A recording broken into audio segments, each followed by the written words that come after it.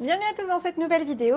Aujourd'hui, on va parler de jeux printaniers, de jeux cosy, de jeux tout doux, de jeux pour profiter du soleil. Une aventure, une épopée, des créatures, des lancers de dés, un souvenir, une vie entière, entière, entière.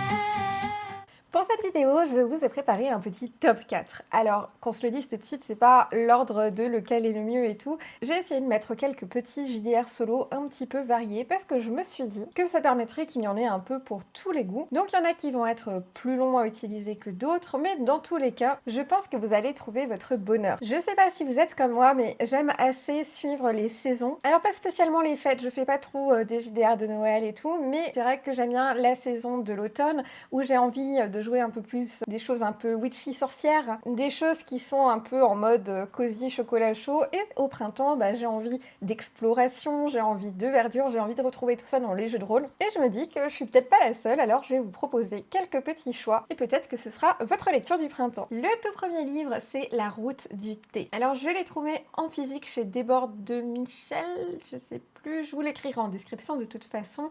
Vous avez aussi la version PDF. C'est un jeu de rôle solo où vous avez tout à l'intérieur pour jouer. On va être sur quelque chose d'un petit peu narratif, d'un petit peu profiter de l'instant présent et des choses joyeuses. C'est en fait assez introspectif et j'ai vraiment beaucoup aimé cette proposition. C'est super simple à prendre en main. En fait, vous avez besoin d'un paquet de cartes de poker classiques et vous allez jouer un marchand ou une marchande de thé. Alors, c'est quelque chose qu'on voit pas souvent, donc j'ai trouvé ça super original. Et vous allez avoir votre petit chariot, votre roulotte, ce que vous voulez, hein. Bien sûr, vous êtes libre de choisir ce que vous trouvez être intéressant pour votre personnage. Et en fait, vous allez vous promener et tirer des cartes qui vont être parfois des lieux, parfois des événements, parfois des rencontres avec du coup des clients qu'il va falloir satisfaire et parfois des embranchements, un peu des choix de vie où on va vous demander de réfléchir, de vous demander ce qui serait intéressant. Il y a des clients que vous pouvez revoir plusieurs fois et en fait, les infusions ont un peu un pouvoir. Pas dans le sens où c'est ultra magique, mais vous allez avoir des gens qui vont vous raconter des problématiques de leur vie et vous allez leur donner une tisane qui va pouvoir un peu les aider, les réconforter, les aider à faire des choix, ce genre de choses. En bonus, un peu dedans, j'ai trouvé ça très sympa, il y a la possibilité de faire de la gestion de stock parce que de base, vous l'avez pas. On va dire que vous avez toutes les tisanes, tous les thés, tous les produits, ne vous manque rien, mais vous pouvez aussi faire un peu de gestion de stock. Donc c'est quelque chose que j'ai trouvé assez intéressant et pour les gens qui aiment bien la gestion, moi j'aime bien ça. Donc voilà, j'ai trouvé ça cool de leur part. C'est vite lu, c'est vite compris, on joue vite. Vraiment, c'est le genre de truc que vous pouvez jouer posé sous un arbre tranquillement en profitant du soleil et du bruit des oiseaux. Le deuxième livre que j'ai sélectionné, c'est Quill,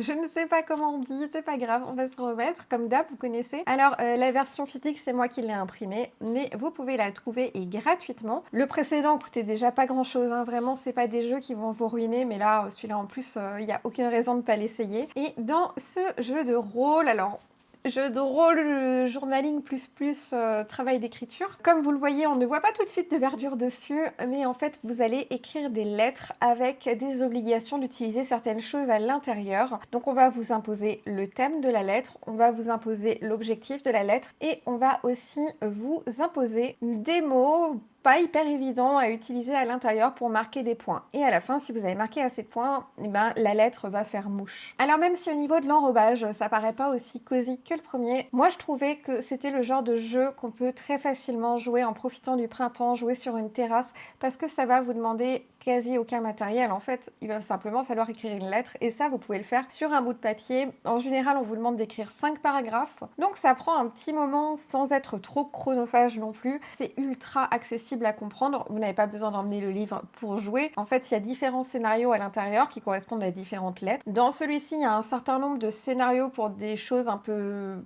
random, du genre vous devez écrire une lettre de condoléances, et il y a aussi un petit supplément avec des choses de romance. Je trouvais ça rigolo aussi pour écrire des lettres d'amour. Et derrière, l'auteur, je pense, je crois pas que ce soit de la fanbase, mais je crois que c'est l'auteur, a fait d'autres variantes où il y a de la science-fiction, où il y a du Cthulhu, ce genre de choses. Mais bref, celui-là c'était le premier, et je me suis dit que voilà, c'était la bonne période pour jouer à ça. Donc franchement, laissez-vous tenter, et au pire si vous n'aimez pas, vous n'aimez pas, mais ça vous aura fait une belle soirée soirée, ne serait-ce que d'écrire une lettre. Par contre, du coup, je précise quand même, pour celui-ci, il n'y a pas de rejouabilité puisque quand vous avez lu le scénario de la lettre à écrire et que vous avez écrit la lettre, c'est terminé. Vous n'allez pas avoir énormément de variances. Il y a possibilité de changer les mots qui sont utilisés dans vos paragraphes, mais franchement, ça va pas casser trois pattes à un canard de le refaire. Après, comme dit, il est gratuit, donc vous en avez quand même, je pense, pour 4 ou 5 heures de jeu si vous jouez le jeu en essayant vraiment d'écrire des belles lettres avec des tournures de phrases, etc. Et aussi, entre parenthèses, si vous aimez bien la calligraphie, c'est top pour ça. C'est vraiment le genre de jeu où là, ça vaut le coup de prendre la plume avec l'encrier et puis de s'embêter à faire un peu d'enluminure, ce genre de choses. Donc voilà, amusez-vous, c'est peut-être un peu l'occasion aussi d'aller sur le loisir créatif calligraphie. Vous savez qu'avec le JDR solo, c'est vrai qu'on peut mélanger beaucoup de choses différentes et ben, je pense que ça peut carrément le faire. On continue avec Cozy Town qui est tout petit, hein, vous pouvez le prendre en PDF aussi. À la base, Cozy Town, c'est fait pour être du multi, mais vous pouvez tout à fait le jouer seul. Par exemple, si vous utilisez le deck Cozy qui va bientôt sortir sur la boutique et qui fait des événements très doux, mais de base, vous avez aussi des événements à l'intérieur. Et à la fin, il y a d'ailleurs une petite parenthèse si vous voulez jouer en solo ou ce genre de choses. Alors, Cozy Town, qu'est-ce que c'est? C'est un jeu de rôle où normalement on est 100 MJ, mais avec un décideur. Et le but de ce jeu, c'est de n'avoir que des choses positives. Il ne peut rien arriver de mal, tout est merveilleux. Et vous allez ensemble créer une ville, créer des événements qui vont se passer à l'intérieur. Je le pose parce qu'il est un peu grand. Bref, je vous disais, vous avez des événements à l'intérieur qui vont se passer normalement toutes les semaines. Alors, on part de toutes les semaines parce que vous êtes à 4 et que du coup, ça permet d'avoir beaucoup de discussions pour les gens. Ils disent que si vous jouez solo, vous pouvez faire des événements un peu plus journaliers. Et une des premières choses, ça va déjà être de décider tous ensemble du type de ville que vous êtes, en sachant que vous pouvez être des trucs complètement what the fuck. Par exemple, dans ce qui était donné pour les conseils, il y avait jouer des plantes grasses sur la terrasse d'un hôtel, ce genre de choses. C'est très amusant. Alors, autant c'est très drôle, je pense, en multi, autant en solo, moi je me vois plus partir sur quelque chose d'un peu plus réaliste parce que la partie va durer beaucoup plus longtemps. Cozy Town, c'est fait pour jouer un petit peu. On va pas faire une campagne de 400 parties quand on est en multi, mais pour du solo, je pense qu'on peut vraiment s'ancrer dedans et avoir tout plein de choses qui se passent. Après, le jeu va vous demander quelques petites choses à côté. Par exemple, il va vous demander de préparer des événements qui auront lieu dans l'année, ce genre de choses. Donc tout ça, ça va être un petit peu en parallèle puisque le but du jeu, c'est d'avoir un genre de chronologie. Et je peux pas mieux vous expliquer ce jeu qu'en vous parlant des jetons Cozy. Voilà. Je pense que c'est vraiment le plus simple. Les jetons Cozy sont une mécanique de jeu, mais ils sont aussi un moyen de montrer à quel point nous nous sentons bien. À chaque fois que tu te sens bien ou que tu es content de la manière dont se déroule la partie, prends un jeton Cozy. Lorsque tu le prends, explique pourquoi tu te sens particulièrement à l'aise à ce moment-là. De cette façon, tu peux partager ta sensation de confort. Et bien sûr, les jetons Cozy ont des utilités comme ajouter un nouvel ami dans le village, ajouter des détails agréables pour des choses déjà en place, introduire quelque chose de totalement nouveau, etc., etc. Je vais pas tout vous lire.